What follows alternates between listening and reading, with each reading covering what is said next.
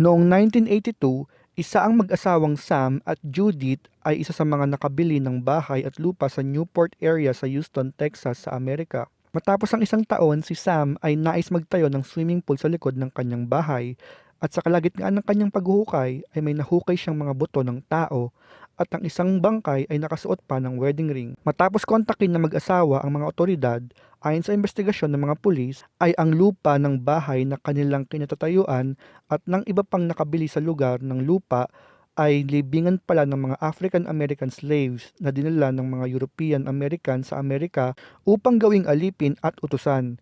At ang tawag sa sementeryo na pinaglibingan nila ay Black Hope. Ang huling libingan na isinagawa dito ay noon pang 1939 at kalaunan ay sinira ang mga bakas ng sementeryo at ginawang subdivision. Bago pa man ang aksidenteng pagkakahukay sa mga kalansay, ang mag-asawang Sam at Judith Haney at kanilang mga kapitbahay ay nakaranas ng mga kakaibang kaganapan sa bahay tulad ng pagpatay-sindi ng ilaw at kakaibang lamig ng simoy ng hangin at mga bulong ng mga taong nag-uusap sa kalaliman ng gabi.